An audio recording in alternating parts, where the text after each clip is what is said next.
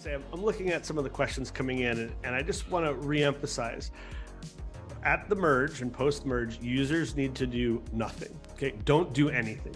Don't switch any settings. Don't do you don't need to change your chain ID. You don't need to reconfigure your MetaMask. You don't need to convert your Ether to something else. That all of those, every one is some sort of scam, right? That in fact, the whole idea is behind the merge, you do nothing.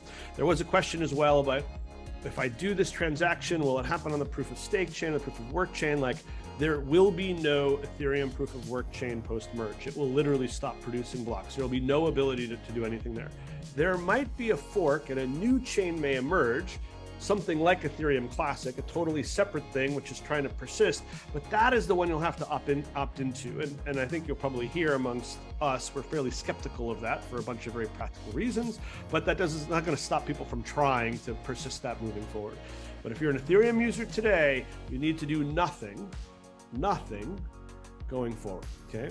And again, we're going to keep saying this to prevent people from winding up in unfortunate situations and falling for scams and other stuff. There was a few questions here.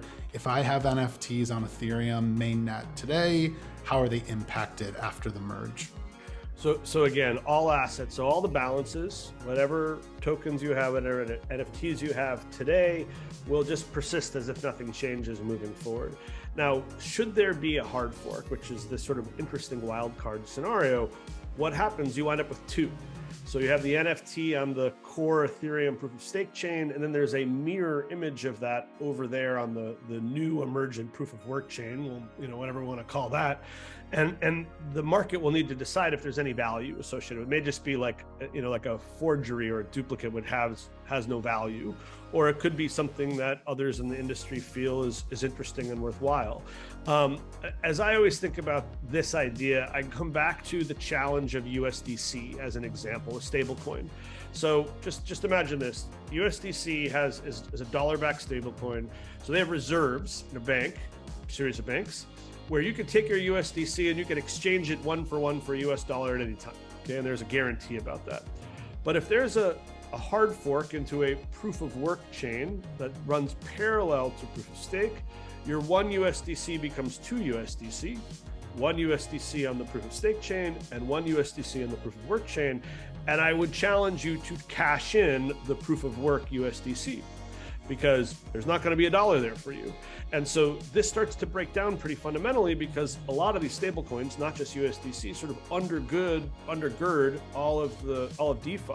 So you're going to have this assumption of assets that actually aren't there, and it starts to get messy pretty quickly is probably the best way to put it. Post-merge, will you need to switch your MetaMask to be on the Beacon chain? If not, is there a way to access tokens on the proof of work chain?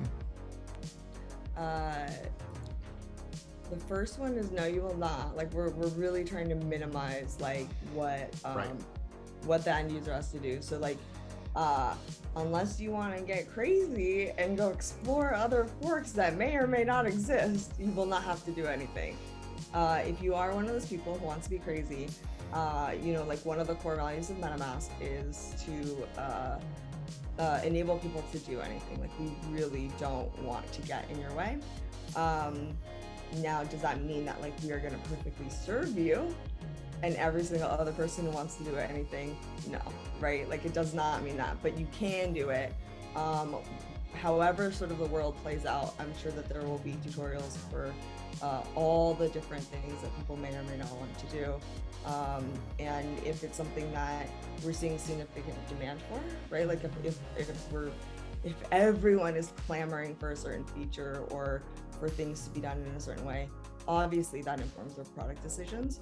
Golden rule: when in doubt, do nothing post-merge. There is a good chance there will be emails, text messages, links online, like Google ads that look like a cloned website that you commonly use.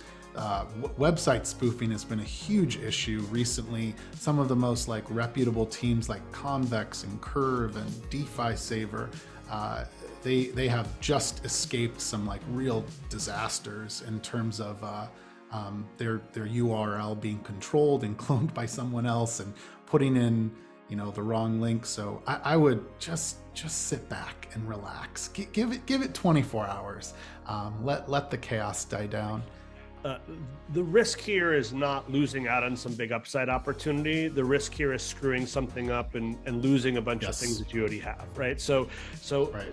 don't out of excitement / greed do something that you will later regret. Okay, so again, if all goes according to plan, which I think we'll wait and see, there'll be very little change. Gas fees will be the same, asset prices will be the same, transaction throughput will be the same. You don't need to do anything in MetaMask, right?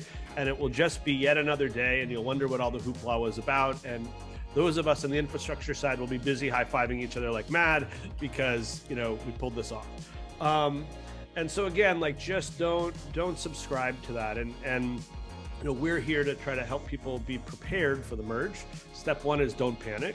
Step two, if you're a developer, wallet operator, protocol dApp, there's a whole bunch of cool infrastructure you can begin incorporating in your experience, by the way, provided by entities like Blocknative, that can help you stay on top of this stuff, help your users be aware of it, improve user experience. And we're here to encourage you to do so, that there's a bunch of new opportunities that are going to emerge after the merge.